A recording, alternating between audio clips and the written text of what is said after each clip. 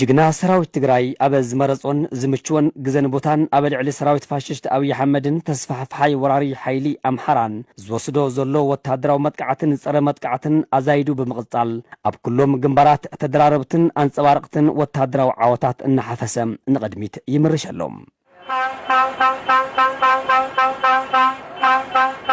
زاجيد بوفري صحي بالراق استسيمه وتهدراو وفري كم امنت نتوسيدنا قسقاسه حي سراوت تግራይ كابن حزب تግራይ حالفو نحزبታት ዓለም እውን አስደምምዎም ኣሎም ሰራዊት ፋሽስት አብይ አሕመድን እቲ ድሆሉን ተስፋፋይ ወራሪ ኃይሊ አምሐራን እውን እንትኾነ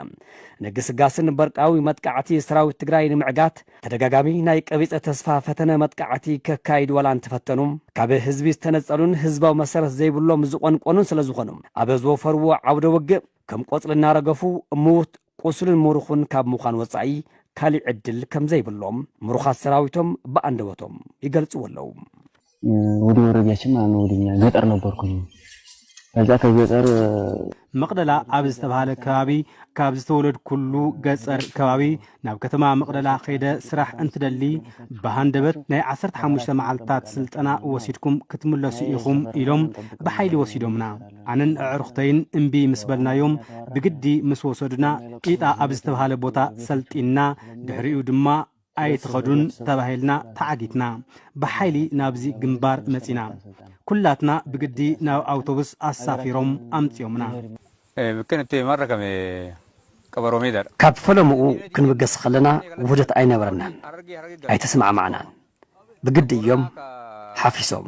አምጽዮምና በዓርስ ተወግሶ ዝመጸ ዝኾነ ይኹን ወታደር የለን ኣብ ከባቢ ዓፋር ከለዋን بجدي أواجهمنا كأوهادمنا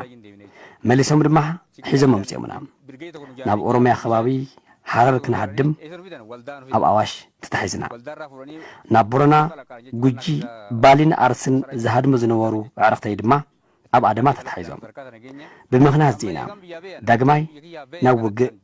تجددنا أتنازلنا نحن دما سلزي أمنا له نسراو التجراي بسلام إدنا هبنا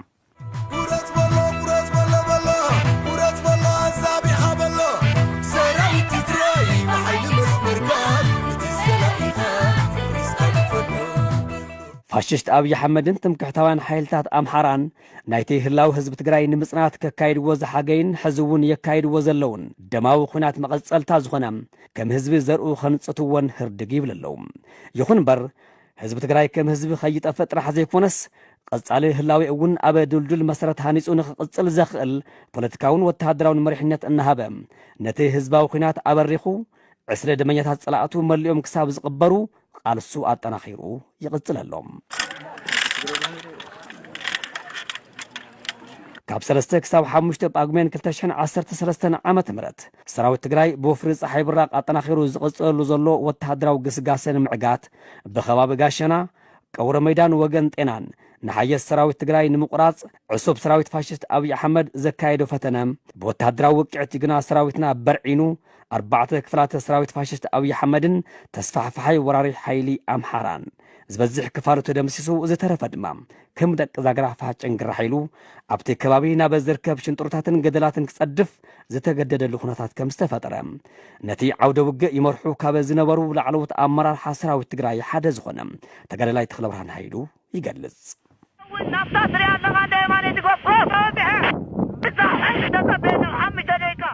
መጥቃዓይ ደምሳሳይ ክኾነ ኣሎ ኢልና ንሕና ካብ ሓደ ናይ ሳይንስ ጥበብን ስልትና ክነቕምጥ ተለና ምናልባት ዝኾነ ጸረ ዲሞክራሲ ጸረ ህዝብ ዝኾነ ስርዓት ዝሕሉ ሰራዊት ህዝብ ዘይኮነስ ብህዝብ ዝድገፍ ዘይኮነስ ዕሱብ ዝኾነ ሰራዊት ክፍጽሞ ይኽእልን ለዚ በዚ ቆሪጽ ካኣቲኻ ወልድያ ድማ ብኻሊ መንገዲ መጺኻ ወልድያ ኮይንካ መግለጽ ክትብ ካብኡ ንመቐለ ክትቅጽል እዩ ብዙሓት ዝዛረቡ ሕዚ እና ነዚ ንጸላእትና ንትስዕረቶም ዘረጋግጽ ንህዝብናን ንፈታው ህዝብናን ድማ ዘኹርዕ ዘሕብን ነይሩ ተዓወት ኣርዩ ድሙቕ ነይሩ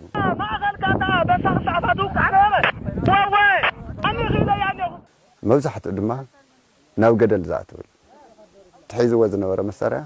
ምክንያቱ መውፅእ ስለ ዘይብሉ ብንየውን ተዓፂ በቲውን ተዓፂ ተቆራሪፅ ስለ ዝኾነ تزهدم عين عمتي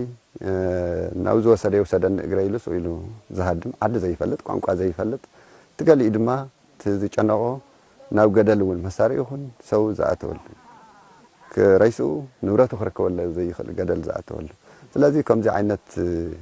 ሰዓራት ዝበፅሓ ሓይሊ ብስነ ልቦና ክንደየናይ ከም ዝስበር ንቅድሚት ከንታይ ዓይነት ሰራዊት ክኾን ይኽእል ኢልካ ባዕሎም ይፈልጥዎ እዮም ስለዚ ኣብ ሰራዊትና ድማ ዓብይ ዝኾነ ሞራል ዓብይ ዝኾነ ዓወት ንቅድሚት እውን ካብዚን ላዕሊ እንታይ ክሰርሐለኒ ኢሉ ከለዓል ዝኽእል ዓወታት ዝተረኸበሉ ኣብቲ ዓወት ድማ ዓርዩ ጅግንነት ዝተርእየሉ ምስቲ ናይቲ ቦታ ናይ ኣየር ፀባይ مستنايت بوتا أكمامتا تعمي أصادف زخنا أو كل زوجهم كرمت مسمخان قرم مسمخان عريو جقات زوجهنا ناتك أخاها بتعم زي مكراس ملما قلت نفط ورث أخطأته أفتجر علينا استرى جننت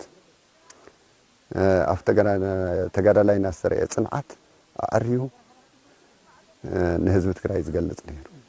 تاريخ زدقم نيرو أبتي عوت سرمت كعتي حيات سراوت تجراي أبل علي سراوت فاششت أو يحمدن تصفح فحي وراري حيلي أمحران كبير سواون نواتاون كسرات زبز حن تخون لعلي كلتشن حمش تميت نموت لعلي سلستش حق وصلن 9 شمنتن وتهدرات أبيد ما تماركم يوم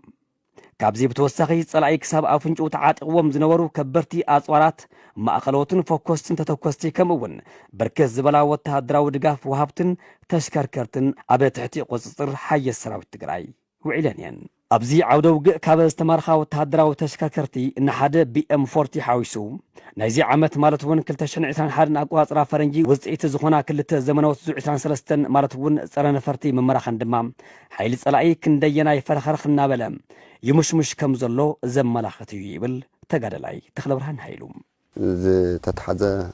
أفتي حدا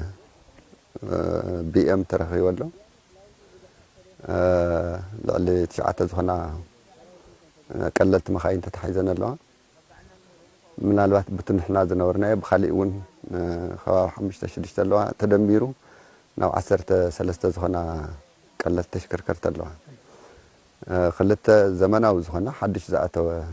زو 23 الله من الوقت تجمير التخصص حزب قروا غزي زعتو زماناو زبان 3 مدفع الله بركت زولو بتاعم بركت زولو زي دشكا نايتي مدافع ومبلاتات نا قللت مسارياتات تتكوستن مساريان بتاعم بزح زولا ترخيو دمساس ስለዝኾነ እንታይ ደምሳስ ዝበሃል በመሰረቱ ከም ዩኒት ዝተባታተነሉ ትዝሞተ ሞይቱ ትዝቆሰለ ቆሲሉ ትዝነበረት ንብረት ድማ ቆፂረ ረኪቡ ስለዝኾነ ከም ዩኒት ኣርዩ ብስነ ልቦና ብጠቅላላ ንቅድሚት እውን ናይ ምውጋእ ሞራሉ ኣርዩ ዝተዳኸመሉ እዚኣቶም ካብዚ ሃዲሞም እንደገና ተሰባሲቦም ናውግ ኻአቱ እንተለው እንታይ ዓይነት ስነ ልቦና እንታይ ዓይነት ሞራል ይህልዎም ዝኾነ ሰብ ክግምት ይኽእል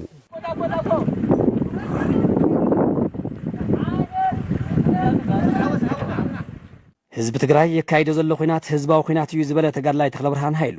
ኣብቶም ቅድሚ ሕዚ ዝተኻየዱ ገዘፍቲ ስትራቴጂካዊ መጥቃዕታትን ሕዝን ነካይዶም ዘለና ድምቓት ወተሃደራዊ ወፍርታትን ጥራሕ ዘይኮነስ ሰራዊት ትግራይ ቀጻሊ ዘካይዶም ኣብ ህላዊ ህዝቢ ትግራይ መሰረታዊ ትርጉም ዘለዎም ወተሃደራዊ ወፍርታት ዓወታቱ ዘይተርፍን ጉሁድን ምዃኑ ድማ ካብቲ ህዝባዊ ኹናት ዝምንጩ ይኽብል ይገልጾም ዓቕምና ኣብ እምነትና ዓቕምና ኣብ ጽንዓትና ዓቕምና ኣብ ፍትሓዊ ሕቶናን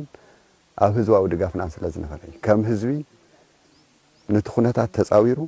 ነቲ ኩነታት ድማ ናይ ሎሚ ኩነታት ጽባሕ ካሊእ መዓልቲ ኢሉ ሓሲቡ ዝቃለስ ህዝቢ ስለዝኾነ ተጋዳላይ ስለዝኾነ እዩ ስዒርዎም ኣብዚ በፂሑ ሕዚ ኣብዚ በፂሖም ዝኾነ ዓይነት እንተምፅኡ ነቲ ክንበፅሖ ወይቲ ናይ ህዝቢ ትግራይ ሕቶ ምምላስ ፀላእትና ብምቕባር ጥራሕ ኢልና ንገብሮ ፍትሓዊ ቃልሲ ንድሕሪት ክመልሶ ይኽእል ኣብቲ ካብ 3 ክሳብ 5 ጳጉሜን 2013 ዓመተ ምህረት ኣብ ከባቢ ቀበሮ ሜዳ ተረፈ አሁን ተገኝ ዝነበረ መበል 11 21 30 52 ክፍላተ ሰራዊት ፋሽስት አብይ አሕመድ ብሰለስተ አንፈታት መውፅን መእተውን ከም ዘይህልዎ ብምግባርን ብምቁራፅን ልዕሊ 5744 ሓይሊ ጽላኢ ካብ ጥቕሚ ወፃኢ ምዃኑ ወተሃደራዊ ኮማንድ ፖስት ሰራዊት ትግራይ ባሕቲ መስከረም 2014 ዓመተ ምህረት ብዜና ዓወት ምግላጹ ዝዝከር እዩ።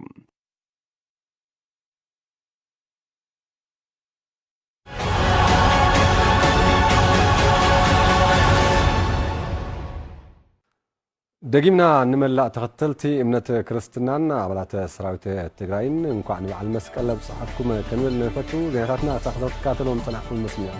ينام مغرب عن أفور كي قلوت بسم الله عبالات ستيديو تلفزيون تقراين مقان نيرو حلواتنا نحنتنا نبغلصنا تقراين سعر روح زين